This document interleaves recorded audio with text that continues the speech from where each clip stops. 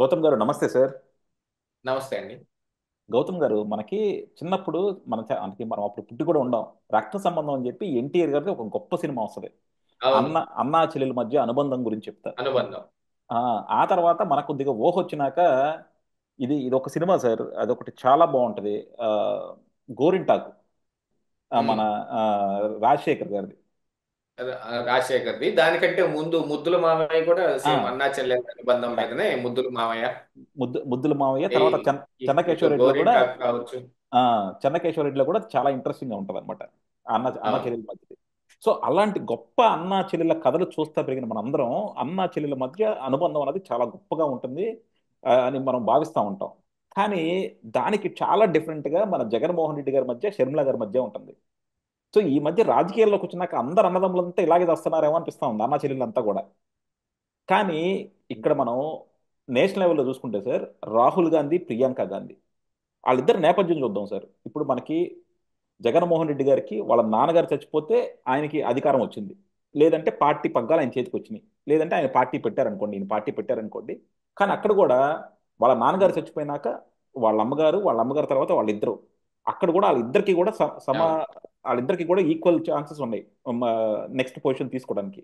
కానీ వాళ్ళిద్దరూ ఎంత హ్మ్. కోఆపరేటివ్గా, ఎంత చక్కగా ముందుకెళ్తున్నారు అంటే, ఒక అన్నా చెల్లెళ్ళ మధ్య లేకపోతే అక్కా తమ్ముళ్ళ మధ్య ఉండాల్సిన అనుబంధం అంత గొప్పగా అక్కడ కనబడుతుంది. కానీ ఇక్కడికి వచ్చేదానికి ఎందుకు సార్ ఈ అన్నా చెల్లెల మధ్య అంత శత్రుత్వం పెరిగిపోతుంది? అంటే అక్కడ అధికారం ఉంది, ఇక్కడ అధికారం ఉంది, అక్కడ డబ్బులు ఉంది, ఇక్కడ డబ్బులు ఉంది. కానీ ఎందులో తేడా? పెంపకంలో తేడా అనాలా, లేకపోతే మన మన రాష్ట్రం పరిస్థితులే తేడా అనాలా? ఎలా తేడా అని చూడాలి సార్ ఇక్కడ?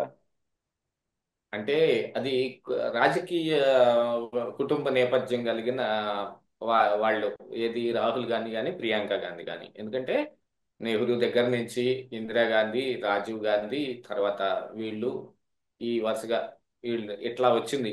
అందులో యాక్చువల్ చెప్పాలంటే they eat politics, they drink politics అన్నట్టుగా ఉంటుంది. కానీ ఇక్కడ ఎలాగ లేదు ఇది. ఆ మధ్యలో వచ్చిన మిడిసిపాటు. ఉహు. అందుకనే చెబుతారు చూడండి. మా ఏదన్నా వెతుక్కునేటప్పుడు చెడి బతికాడా బతికి చెడ్డాడా అని ఉహు. వెనకటి సామెత ఉంటుంది. అవును, నడమంత్రపు ఇది సిరిబాగ్ ఇలాంటి. మధ్యలో వచ్చిన మిడిసిపాట్ అన్నమాట ఇది. ఉహు. వీళ్ళకి మధ్యలో అనాయాచితంగా ఒక అవకాశం కలిసి వచ్చేటప్పటికి వీళ్ళు వీళ్ళు ఏ రకంగా తయారయ్యారంటే మొత్తం కరప్షన్కే తయారయ్యారు. ఉహు. వీళ్ళ ఇందులో వీళ్ళిద్దరి గొడవ కూడా ఆ కరప్షన్ సొమ్ములో వాటా లేదనేగా. అంతేగా. ఆ. నేను నా స్వయంతో నా స్వయం కృషితోటి ఏం, అవినీతి చేసి సంపాదించిందని జగన్మోహన్ రెడ్డి అంటాడు. నీదేం కాదు, మొత్తం నాన్నకున్న ఆ యొక్క పలుకుబడి ప్రాపగాండాను ఉపయోగించుకొని నువ్వు చేస్తుంటే నాన్న చెయ్యలేడు కాబట్టి నీ చేత చేపించాడు మొత్తం. అందుకని ఆ దుబ్బ ఆ సొమ్మంతా ఆడ పోగై ఉంది. అందులో నీకు నాకు సమాన వాటా అని షర్మిల అంటుంది. యాక్చువల్లీ వాళ్ళిద్దరు గొడవ అది. ఉహు. దాన్ని ఎవరు పూసుకోవాల్సిన పని లేదు. ఈ రోజున మీడియా కూడా ఏంటంటే జగన్మోహన్ రెడ్డి మీద ఉన్న ద్వేషకారకంగా ఇలాగా కొన్ని మాటలు మాట్లాడుతూ ఉన్నారు. కానీ యాక్చువల్ గా వాళ్ళ మధ్య ఉన్న అవినీతి సొమ్ములో పంపకాల గొడవ, దొంగలు దొంగలు కొట్టుకున్నట్టు ఊళ్ళు పంచుకొని దొంగలు దొంగలు కొట్టుకుంటున్నారు అక్కడ. అది అంటే they they eat corruption, they drink corruption. మరి ఇప్పుడు అక్కడేంటి పాలిటిక్స్, పాలిటిక్స్. ఇక్కడేంది కరప్షన్. ఇలాగా ఇందులో మరి తన్నుకోటాలు, కొట్టుకోటాలు, గుద్దుకోటాలే ఉంటాయి. అందులో ఒకళ్ళనొకళ్ళు గెలిపించుకోటాలు, ఒకళ్ళకి ఒకళ్ళు తోడుగా ఉండటాలు, ఒక చాట ఇప్పుడు మహారాష్ట్రలో పెద్ద గొడవ, వాళ్ళకి లాస్ జరగవచ్చు. హర్యానాలో ఇంకా పెద్ద లాస్ జరుగుండొచ్చు. కానీ ఏంటంటే వాళ్ళు కంటిన్యూస్ గా పాలిటిక్స్ చేసుకుంటానే వెళ్తారు. ఎన్ని ఎన్ని కరప్షన్స్ ఆరోపణలు వచ్చినప్పటికీ కూడా వాళ్ళు పొలిటికల్ మోటోను, పొలిటికల్ ఎజెండాలోను ఉంటది. ఇక్కడ అట్టగాదు ఇది. ఈ ఈ ఈ ఈ కరప్షన్ అలాంటిది కాదు. వీళ్ళ మీద వచ్చిన కరప్షన్ ఆరోపణలతో కేవలం అయ్యి అంతటితో ఆగిపోలా. సిబిఐ కేసులు, ఇప్పుడు ఆస్తులు వాటాలు పంచుకోవటానికి వచ్చావు గాని మరి సిబిఐ కేసులు కూడా పంచుకుంటావా అని అడిగిన వైఎస్ఆర్ కాంగ్రెస్ పార్టీ తాలూకు మీడియా పర్సన్స్ కానీ, జర్నలిస్టులు కానీ, సోషల్ మీడియా యాక్టివిస్టులు కానీ, వైఎస్ఆర్ నాయకులు కానీ లేరా? సిబిఐ కేసులు కూడా పంచుకుంటావా అని. అసలు ఆ కేసులన్నీ ఎందుకు వచ్చినాయి? దీని వల్లే వచ్చినాయి. కరప్షన్ సొమ్ము వల్ల వచ్చినాయి. అవినీతి మూలగానే వచ్చినాయి. వాళ్ళు ఏంటంటే కంటిన్యూస్ గా పొలిటికల్ అజెండాలో వెళ్తున్నారు. వీళ్ళు ఈ కరప్షన్ కి పాలిటిక్స్ ని వన్ ఆఫ్ ది ఎజెండాగా ఎన్నుకున్నారు. అన్- రెండిటి అన్- మధ్య ఉన్న వ్యత్యాసం అది, నక్కకి నాకలోకానికి ఉన్నంత తేడా ఉంది అక్కడ. అక్కడ ఒక వ్యత్యాసం ఉంది సార్. కానీ ఇంకోటి కూడా మనం అంటే తీక్షణంగా చూస్తే ఇంకో తేడా కూడా కనబడుతుంది. ఇక్కడేమో అన్నకి భారతీ రెడ్డి ఉంది, అక్కడేమో రాహుల్ గాంధీకి ఎవరు లేరు. అది కూడా ఒక తేడానేమో. ఆహా, అట్లాంటిది ఏమి ఉండదండి. ఆ, ఎంత చేద్దాం, ఏం చేసినా మరి ఇక్కడ ఈయన కూడా దానికి వంత పాడే వాడు అయి ఉంటేనే కదా. ఉమ్, యాక్చువల్గా అందరూ భారతి రెడ్డి ఆడిస్తోంది, జగన్మోహన్ రెడ్డి ఆడుతున్నాడు అని చాలా అంటున్నారు కానీ నేనైతే అలాగ అనుకోవట్లేదు. మొత్తం జగన్మోహన్ రెడ్డి ప్లానింగే ఇది అని నేనైతే అనుకుంటున్నాను. జగన్మోహన్ రెడ్డి ఇప్పుడు అట్ట అనుకుంటే అధికారంలో ఉన్న దాంట్లో ప్రతి ఒక్క లంచం భారతీ రెడ్డి మేనేజ్ చేసి ఉండాల. ఉమ్. మద్యంలో ఎంత, నువ్వు రోజు సాయంత్రం సూట్ కేసు పట్టుకొని ఇంటికి వస్తేనే తలుపు ఓపెన్ చేసేది అని చెప్పే రకంగా ఏమన్నా కనిపిస్తుందా? మరి ఇప్పుడు కూడా చేశాడు కదా. మద్యం ఏమిటి, మైన్స్ ఏమిటి, ఇలా ఇక పవర్ ఏంటి, ఇప్పుడు జరుగుతున్న అదాని గొడవలు ఏంటి, 1750 కోట్లని ఎక్కడెక్కడి నుంచి వచ్చి ఏమేమి జరుగుతున్నాయో మొత్తం కనపడతానే ఉంది కదండి. అంటే స్వతహాగానే జగన్మోహన్ రెడ్డి హిమ్సెల్ఫే ఒక మనీ మైండెడ్ గానే ఉన్నాడు. ఇందులో ఇక ఆస్తులు వాటాలు ఏ ఏమి తేలాలి అనే దాని మీద మరి ఇంట్లో కొంచెం గట్టిగా నువ్వు ఏది వదలబాక, వాళ్ళకి మొత్తం అంతా మనకే కావాలా అని గట్టిగా అడగొచ్చేమో ఆవిడ ఇంట్లో. కానీ ఈయనకు కూడా ఒక మోటో ఉంటదిగా.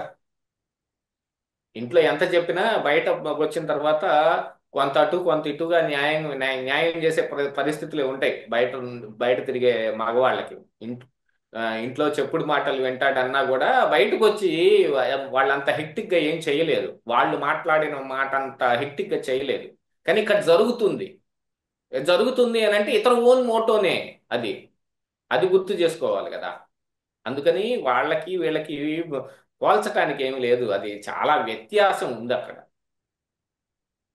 ఆ ఆ బ్రదర్ సిస్టర్ కి, ఈ బ్రదర్ సిస్టర్ కి. ఏవి ఏవిడ పోయి ఇప్పుడు ఆ, తెలంగాణలో ఆ, ఇంకొక పార్టీ పెట్టింది. ఆ పార్టీని ఎందుకు స్థాపించింది అనే దానికి కూడా ఒక రీజన్ ఏం లేదు. మళ్ళీ దాన్ని తీసుకెళ్లి కాంగ్రెస్ పార్టీలో మిళితం చేసి మళ్ళీ ఆంధ్రప్రదేశ్ రాష్ట్రంకి ఎందుకు వచ్చింది, దానికి ఒక మోటో లేదు.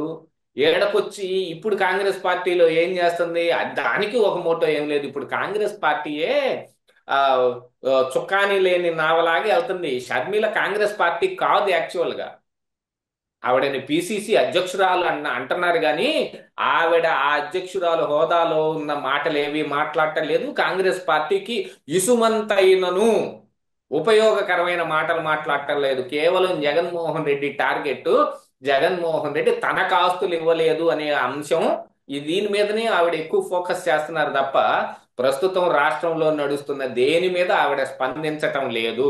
ఏదో తూతూ మంత్రంగా అప్పుడప్పుడు రెండు రెండు మాటలు మాట్లాడుతుంది కానీ వాళ్ళ మెయిన్ టార్గెట్ వచ్చి జగన్మోహన్ రెడ్డి దగ్గర నుంచి మనకి రావాల్సిన వాటాని, ఆ అక్రమార్జనలో మనకి రావాల్సిన వాటాని లాక్కుంటానికి ఎన్ని ప్రయత్నాలు ఉన్నాయి, అన్ని ప్రయత్నాలలో ఈ పిసిసి అధ్యక్షురాలు అనే పదవి కూడా ఉంది. ఇప్పుడు కాంగ్రెస్ పార్టీ ఆలోచించుకోవాలి, ఆవిడని అలాగనే కంటిన్యూ చేయాలా, తీసేసి మరొకళ్ళని పెట్టుకుంటే ఇక్కడ పార్టీ ఏమైనా పెరగటానికి ఆలోచనలు ఉన్నాయా అనేది వాళ్ళు ఆలోచించుకోవాలి.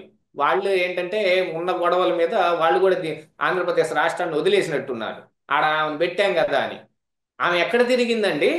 కడపలో తప్ప వేరే ఆడికైనా వచ్చిందా అసలు? యాక్చువల్గా ఆవిడ పిసిసి అధ్యక్షురాలై ఉండి కడపలో పోటీ చేసి మిగతా ఎక్కడికి రాలా. అక్కడ ప్రచారం చేసుకోవటమే సరిపోయింది. అయిపోయిన తర్వాత ఇప్పుడు కూడా ఆవిడ మాట్లాడుతున్న మాటలు చూస్తుంటే ఈ కూటమి ప్రభుత్వంతో కొమ్మక్క అయిపోయినట్టుగానే కనపడుతుంది. బయటకు అలాగనే కనిపిస్తుంది కదా మాట్లాడుతున్న మాటలన్నింటి ప్రకారంగా. అంటే ఈ ఆవిడ వాటా కోసమే ఈ ఈ పదవిని కూడా చేపట్టింది. ఆడదాకా అర్థం అవుతుంది. మరి కాంగ్రెస్ పార్టీ అలా కాదు కదా. రాహుల్ గాంధీ ప్రియాంక గాంధీ అలా లేరు కదా. వాళ్ళు క్రిస్టల్ క్లియర్ మోటో తోటి నడుస్తా ఉన్నారు. అఫ్ కోర్స్ వీళ్ళకి కూడా క్రిస్టల్ క్లియర్ మోటో ఉంది. ఇదేంటంటే ఇది అక్రమార్జన అందులో వాటా. వాళ్ళేంటి, కాంగ్రెస్ పార్టీ దాని భవిష్యత్తు దాన్ని తిరిగి అధికారంలోకి తీసుకురావటం ఆ మోటోలో వెళ్తున్నారు. వాళ్ళకి వీళ్ళకి ఉన్న వ్యత్యాసం అదే కదా.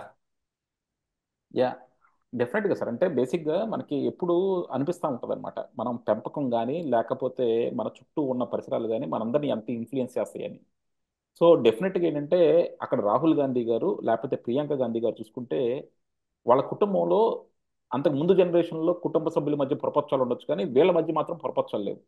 అందులో ఎంత లేదన్నా సరే మనం సోనియా గాంధీ గారికి ఆ క్రెడిట్ ఇవ్వాలి. ఇక్కడ కూడా మనం చూసుకుంటే ఇక్కడ విజయమ్మ గారు ఉన్నారు.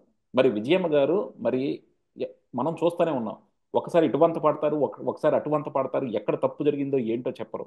సో వీళ్ళ పెంపకంలోనే డెఫినెట్గా అంటే విజయమ్మ గారు ఊ, ఊ, చేసే విధానంలోనే ఇక్కడ తప్పు ఉంది. ఈ రోజు జగన్మోహన్ రెడ్డి తప్పు అయితే నువ్వు తప్పు అని నిలదీయట్లా, మళ్ళీ ఆయనకి రాజకీయంగా ఎక్కడ తప్పు జరిగిపోతుందో అనే ఆ, వీటిలో ఇబ్బందులు ఆమె ఉంటుంది.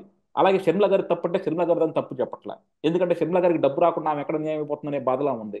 సో అటు ఇటు చెప్పుకోలేక ఒక ఈ కుటుంబ పెద్ద గనక లేకపోతే కుటుంబం ఎలా ఉంటుందో చెప్పడానికి మాత్రం జగన్మోహన్ రెడ్డి గారి కుటుంబం, షర్మిల గారి కుటుంబం అని చెప్పొచ్చేమో సార్.